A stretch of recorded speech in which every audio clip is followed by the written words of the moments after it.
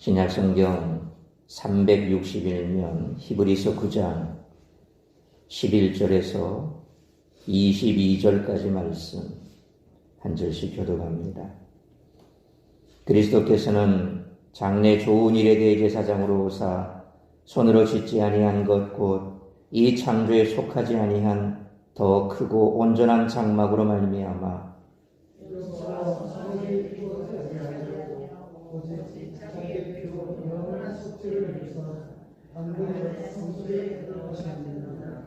염소와 황소의 피와 및 암송아지의 채는 부정한 자에게 뿌려 그 육체를 정결하게 하여 거룩하게 하거든.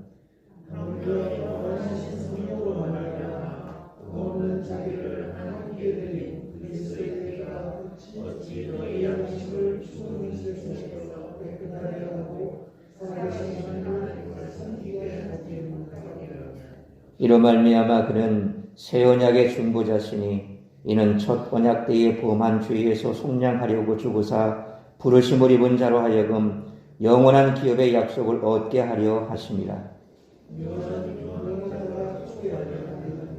유언은 그 사람이 죽은 후에야 유효한즉 유언한 자가 살아있는 동안에는 효력이 없느니라. 모세가 율법대로 모든 계명을 온 백성에게 말한 후에 송아지와 염소의 피 및 물과 붉은 양털과 우슬초를 취하여 그 두루마리와 온 백성에게 뿌리며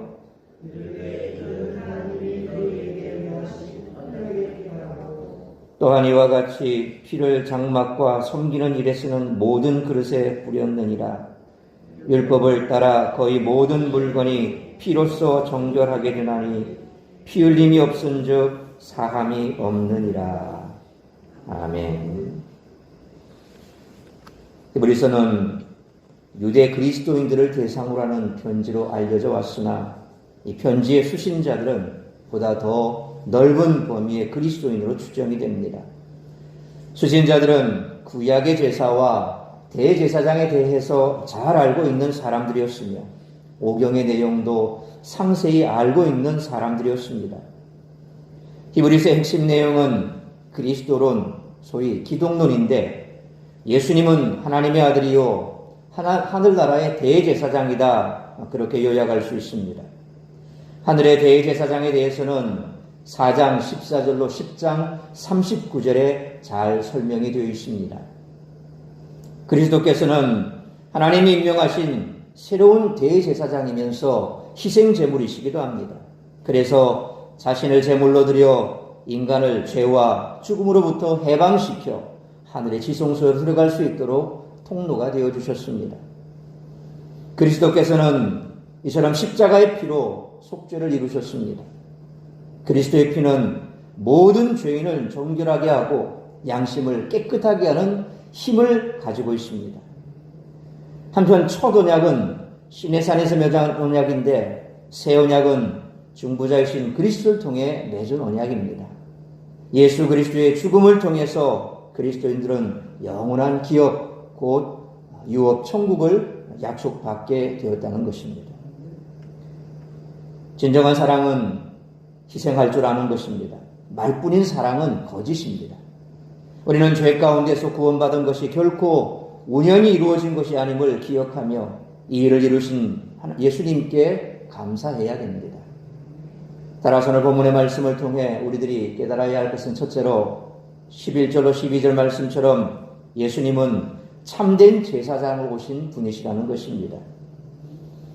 예수 그리스도께서는 11절 말씀처럼 장래 좋은 일을 이루기 위해 대제사장으로 오셨다 기록합니다. 이는 12절에 나오는 영원한 속죄, 곧 영원한 구원을 이루신 것을 말합니다. 아론 혈통의 대제사장들은 동물의 피로 속죄의식을 행했습니다. 이 의식의 효력은 일시적이라 매년 동일한 의식을 반복해야 했습니다. 소위 말하면 대속죄일에 1년에 단 한 차례 대제사장이 지성소 안에 들어가서 모든 유다 백성들, 이스라엘 백성들의 죄를 1년에 단 한 차례 대제사장을 통해서 짐승을 잡아 피를 뿌려 속죄를 이루었죠. 그러니까 또 다음 해가 되면 또 역시 그렇게 짐승을 잡아서 백성들의 죄를 속히 하는 의식을 또 해야 됐다라는 것이죠. 그래서 일시적이다라고 말하는 것입니다. 그러나 흠이 없고 온전하신 그리스도께서 우리를 위해 이루신 속죄는 그 효력이 영원합니다. 따라서 예수 그리스도께서 주시는 것 중 가장 좋은 것은 바로 이 죄 용서와 구원이라는 것입니다. 그러나 사람들은 육적이고 눈에 보이는 것을 얻길 바랍니다. 우리는 예수님이 주시는 것이 영적인 것이며 변하지 않고 영원한 것임을 기억해야 됩니다. 그래서 에베소서 말씀처럼 우리에게 주시는 것은 하늘의 신령한 복으로 이미 우리는 그 복을 받은 사람들입니다. 그래서 모든 신령한 복을 다 받은 자들이기 때문에 그 복 가운데 가장 중요한 것이 뭡니까? 바로 이 구속의 은혜죠. 속죄 은혜입니다. 죄 가지고는 우리는 하늘나라에 갈 수가 없습니다. 그 죄를 다 사하신 분이 예수 그리스도라는 것입니다. 그럼에도 불구하고 우리는 이미 가장 좋은 복을 받았음에도 불구하고 늘 복을 달라고 바라고 있지요. 그게 뭡니까? 이 땅의 것입니다. 그러니까 이 땅의 것만 바라보고 사는 그리스도인들은 진정 내가 받은 가장 중요한 복을 늘 잊어버립니다. 그래서 늘 불평불만입니다. 이것도 없고 저것도 없고 이것도 하고 싶은데 이것도 못하고 저것도 하고 싶은데 저것도 못하게 하시고 늘 그러니까 하나님을 향해 불평불만입니다. 자식들 가운데서도 보면 왜 우리는 이래요? 왜 저래요? 왜 이것도 못해요? 저것도 못해요? 늘 인상집 부리고 있죠. 그런데 착한 자녀들은 고맙습니다. 감사합니다. 우리가 이렇게 사는 것도 다 엄마 아빠 덕분이에요. 고맙습니다. 감사합니다. 감사의 입술이 있지요. 그런데 그렇지 못한 자녀들은 뭐 다른 친구는 이것도 있는데 나는 왜 이것도 못하고 뭐 다른 친구는 뭐 학원도 이래 다니는데 나는 왜 못 다니고 늘 불평불만합니다. 똑같습니다. 같이 신앙생활을 해도 누구는 늘 입술에 감사가 있고 또 누구는 늘 불평불만이 있고 하나님의 자녀라고 다 똑같은 건 아니죠. 왜 그렇습니까? 우리가 받은 그 은혜에 대해서 생각을 못한다는 겁니다. 가장 중요한 핵심적인 내용을 놓쳐버리고 그 곁에 있는 것들만 자꾸 주변을 맴돌고 있으니까 우리의 신앙의 성장이 없는 겁니다. 감사하는 신앙인들은 늘 감사가 넘쳐납니다. 그 감사 가운데 가장 중요한 것, 나 같은 죄인을 구원하신 그 은혜에 감사한다는 것입니다. 중요한 것은 인간은 자신의 행위로 구원받을 수 있다고 생각하며 그것을 얻기 위해서 애를 쓴다는 겁니다. 그러나 아무리 노력할지라도 인간은 자기 힘으로 죄에서 벗어날 수 없어 결국 허무함을 느끼게 된다는 거죠. 가장 중요한 것을 해결해 주었는데도 그걸 찾지 못하고 엉뚱한 것을 찾으니까 자꾸 그러한 것들이 나의 신앙조차 갉아먹기 시작합니다. 나중에는 그 신앙의 힘자차 없어져 버립니다. 늘 죄의 속과 구속 속에 살아갑니다. 결국 허무함으로 인생을 마감해 버립니다. 우리가 예수 믿는 사람들 왜 자살을 하나 가만히 보면 가장 중요한 핵심을 놓치고 살기 때문에 그렇습니다. 핵심적인 그 사항만 기억하면 나머지 것들은 하나님이 알아서 하실 텐데 그것을 더 중요하게 생각하니까 우리는 그것 때문에 결국 인생의 허무함을 느끼고 생을 마감하는 경우들을 많이 보게 됩니다. 안타까운 일이죠. 결국 예수 믿는다고 한다면 내가 가장 지금 중요하게 생각하는 것이 무엇인가 하는 것을 생각해야 됩니다. 이처럼 스스로 죄에서 벗어날 수 없는 우리를 구원하기 위해 예수 그리스도께서 이 땅에 오셔서 대제사장으로서 자신의 피로 영원한 속죄를 이루셨습니다. 그렇다면 내가 그동안 예수님께 얻고자 하는 것이 무엇인지 이번 고난주간 동안 조용히 돌아보시기 바랍니다. 예수님은 우리가 죄를 용서받고 영원한 생명을 얻도록 하기 위해 자신의 피를 흘리셨습니다. 예수님이 십자가에 죽으시며 우리를 위해 이 일을 이루신 것을 기억하며 깊이 감사하시기 바랍니다. 우리가 구원받은 자로서 영원을 바라보며 살아가길 바라시는 그 예수님께 순종하시기 바랍니다. 일상에 매인 채 사소한 것에 얽매이거나 자신의 욕심에 따라 살아가서는 결코 안 된다는 것입니다. 그러므로 주어진 상황에 최선을 다하되 나를 위해 죽으신 예수 그리스도를 바라보며 그분의 말씀에 따라 기도하며 살아가는 우리 모두가 되시기를 축원합니다. 두 번째로 13절로 15절 말씀처럼 예수님은 새 언약을 이루신 중보자시라는 것입니다. 13절 말씀처럼 구약에서는 대제사장이 부정한 자를 정결하게 할 때에 동물의 피와 죄를 사용했습니다. 동물은 그것의 의지와는 관계없이 제물로 사용되었습니다. 그러나 새 언약의 중보자이신 예수 그리스도께서는 14절 말씀처럼 하나님의 신실한 종으로 성령이 함께 하시고 흠이 없으신 분으로서 자신의 분명한 의지로 하나님께 자신의 생명을 드리셨습니다. 그리고 15절 말씀처럼 이 온전한 죽음 때문에 우리는 깨끗한 양심으로 하나님을 섬기며 영원한 기업을 얻게 되었습니다. 따라서 예수님처럼 우리도 하나님의 종으로 인정받는 그런 삶을 살아야 합니다. 하나님 앞에서 신실한 종으로 인정받는 것이 세상에서 능력 있는 사람으로 인정받는 것보다 더 중요하다는 것입니다. 또한 우리는 예수님이 살아가신 것처럼 흠이 없는 그런 삶을 살아야 합니다. 하나님 보시기에 깨끗한 인생이 될 때 귀히 쓰임받는 도구가 될 수가 있습니다. 예수님은 하나님의 뜻을 이루기 위해 생명을 바칠 것을 스스로 결단하셨습니다. 이 희생이 있었기에 위대한 구속사가 성취되었습니다. 예수님이 보여주신 모범처럼 하나님께서 우리의 삶을 자원하여 드릴 때 놀라운 역사가 일어날 줄 믿습니다. 이처럼 하나님의 뜻이 자신의 삶에 이루어지기를 소망한다면 먼저 흠없고 정결한 삶을 살아야 합니다. 하나님 앞에 해결해야 할 죄가 무엇인지 이번 고난주간 특별 새벽기도를 통해서 깊이 생각해 보시길 바랍니다. 우리의 죄는 다 씻김 받았지만 그러나 중요한 것은 매 순간 우리는 역시도 생각으로 입술로 손으로 발로 많은 죄를 짓고 삽니다. 알고 지은 죄도 있고 모르고 지은 죄도 있습니다. 뿌리 깊은 죄가 있습니다. 여전히 지금까지 해결되지 않은 그런 죄악이 있을 것입니다. 이것이 견고한 진입니다. 그 견고한 진을 우리는 깨뜨려야 됩니다. 내 능력으로 되지 않습니다. 늘 보혈의 피를 의지하고 성령께 기도하고 나아갈 때 이번 특별 새벽 기도회 동안 정말 내가 뿌리 깊은 그렇게 견고한 진이 무엇인지 그것을 해결해 달라고 몸부림치며 기도해야 됩니다.